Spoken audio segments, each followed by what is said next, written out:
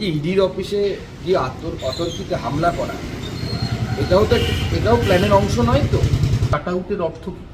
দেখুন, ওই যে যুবরাজ বলছেন না, এখন বাংলার রাজত্বে বা মসনদে ভাইপোকে বসানোর সমস্ত রকম প্রচেষ্টা হচ্ছে এবং সেই প্রচেষ্টাগুলো খুব গভীর চিন্তাভাবনার সাথে হচ্ছে।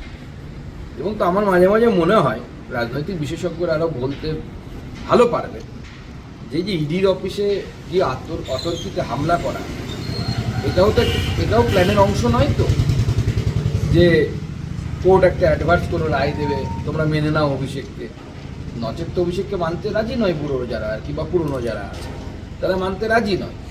ভোটের আগে একবার যদি বসিয়ে দেওয়া যায় তাহলে পরে ভোটের পর যদি জিতে মুখ্যমন্ত্রী হয়ে যায় তাহলে তার বুড়োগুলো বা পুরনো যারা আছেন তাদেরকে আর সহ্য করতে হবে না, সবাইকে কেটে দেবে ভাই। সুগতবাবু, বেশ কিছু জায়গায় ডায়মন্ড হারবার রোড ধরবেন আজকে, তখন আপনি দেখবেন একেবারে মোটামুটি আমতলা পর্যন্ত অভিষেক বন্দ্যোপাধ্যায়ের বিরাট বিরাট সমস্ত কাটআউট। এখন গতকাল বিবেকানন্দের বাড়ির সামনে ওনার ওই যুবরাজ কাটআউট নিয়ে বিস্তর বিতর্ক হয়েছিল। উনি বোধহয় বিকেলে নিজে ঢোকার আগে কাটআউটগুলো রিমুভও করতে বলেছিলেন। আজকে আপনি নিজে দেখবেন কাটআউট, তো এত কাটআউটের অর্থ কি? দেখুন, ওই যে যুবরাজ বলছেন না, এখন বাংলার রাজত্বে বা মসনদে ভাইপোকে বসানোর সমস্ত রকম প্রচেষ্টা হচ্ছে এবং সেই প্রচেষ্টাগুলো খুব গভীর চিন্তাভাবনার সাথে হচ্ছে।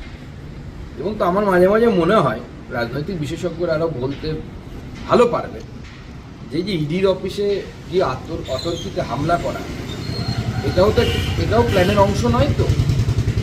যে কোর্ট একটা অ্যাডভার্স কোনো রায় দেবে, তোমরা মেনে নাও অভিষেককে, নচেত তো অভিষেককে মানতে রাজি নয় বুড়ো যারা আর কি, বা পুরনো যারা আছে তারা মানতে রাজি নয়।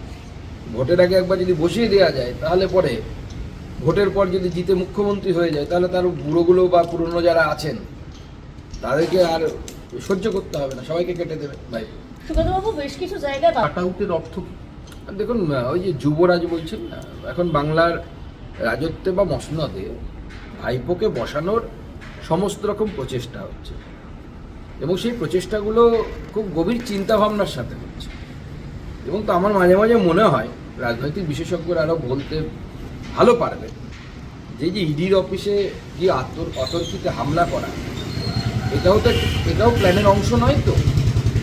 যে কোর্ট একটা অ্যাডভার্স কোনো রায় দেবে, তোমরা মেনে নাও অভিষেককে, নচেত তো অভিষেককে মানতে রাজি নয় বুড়ো যারা আর কি, বা পুরনো যারা আছে তারা মানতে রাজি নয়। ভোটের আগে একবার যদি বসিয়ে দেওয়া যায় তাহলে পরে ভোটের পর যদি জিতে মুখ্যমন্ত্রী হয়ে যায় তাহলে তার বুড়োগুলো বা পুরনো যারা আছেন তাদেরকে আর সহ্য করতে হবে না, সবাইকে কেটে দেবে ভাই।